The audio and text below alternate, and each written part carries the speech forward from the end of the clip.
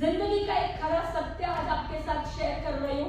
जिंदगी वो है जब आपका मुसीबत का टाइम होता है, जब आपके लाइफ का बहुत बैड पैच चलता है ना, तो आपका साया भी पीछे से साथ छोड़ देता है और आपको उस चीज का एहसास भी नहीं होता है। आप जब पीछे मुड़ के देखते हो तो आपको एहसास होता है कि कोई भी नहीं है पीछे।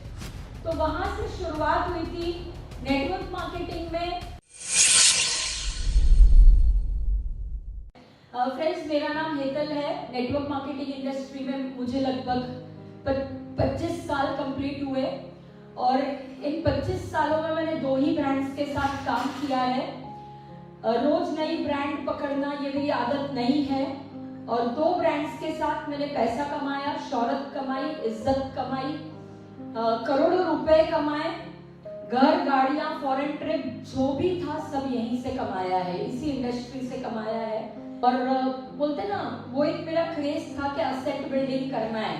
जब कॉलेज पढ़ती थी, इस इंडस्ट्री में आई तो सपने थे कि अपने पास गाड़ियां होनी चाहिए, प्रॉपर्टियां होनी चाहिए और बहुत सारी चीजें होनी चाहिए। और उस सपनों को जरूरत में कन्वर्ट कर दिया गया था मेरे बेटे के जन्म के बाद। मेरा बेटा 20 साल का है और जब बेटे का जन्म हुआ तो he was born as a special child. उसको सुनाई नहीं देता था, उसको दिखाई नहीं देता था एक आंख से, वो बहुत मोबाइल नहीं था। मेरे को एशिया के नंबर 1 न्यूरोलॉजिस्ट ने बोला था कि ये जिंदगी में कभी चलेगा फिरेगा नहीं, ये सब्जी की तरह घर में पड़ा रहेगा, आप दूसरा बच्चा पैदा कर लो। आप सोच सकते हैं कि वो दिन मेरे लिए क्या रहा होगा और वो दिन मेरी स्थितियां क्या रही होंगी। बट उस दिन उस चीज को नहीं माना। मैंने मन में कह दिया कि कोई बात नहीं, आप डॉक्टर हैं, आप भगवान तो नहीं हैं, मेरा बच्चा चलेगा। और फ्रेंड्स, 1.5 साल के अंदर उसी डॉक्टर की केबिन में पैदल चला के अपने बेटे को लेकर गई थी। इसको आप माँ की शक्ति बोल दो, यूनिवर्स की ताकत बोल दो, ऊपर वाले की कृपा बोल दो, जो बोल दो, बट वो सब बरसी। तो वहां से शुरुआत हुई थी नेटवर्क मार्केटिंग में। जब वो जर्नी शुरुआत हुई तो वहां एक ड्रीम बना कि इस बच्चे का इलाज अच्छे से अच्छा करना है और सब कुछ इसको देना है।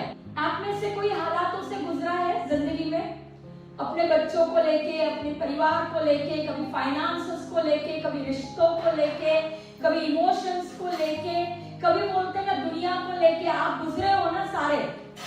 हिंदुजा हॉस्पिटल, मेरे बेटे की 7वीं सर्जरी थी और वो 7वीं सर्जरी जब हो रही थी तो सर्जरी थोड़ी डिले हुई थी और वो सर्जरी के दिन 6 घंटा भूखा पहले रखना पड़ता है और 6-7 घंटा भूखा बच्चे को बाद में रखना पड़ता है। तो ऐसा हुआ था कि 6 घंटा भूखा रखा था बच्चे को और वो 6 घंटे के 9-10 घंटे हो गए थे।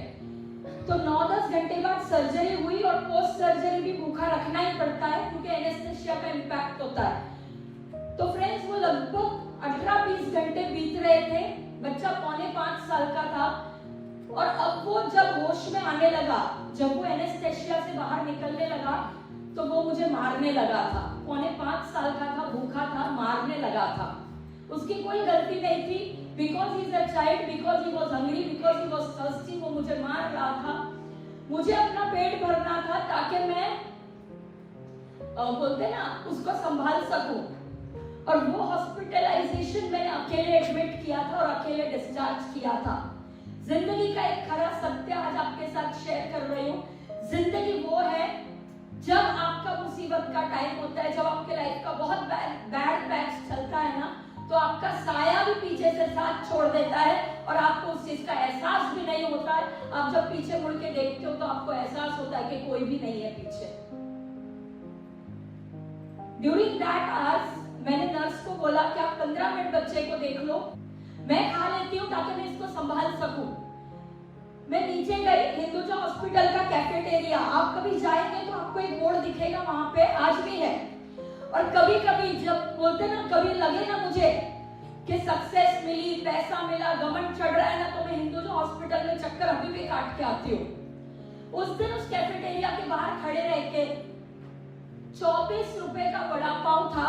मैं वहां गई, मैंने अपनी वॉलेट खोली और मैंने ऑर्डर किया वड़ा पाव। अंदर 24 रुपए नहीं निकले।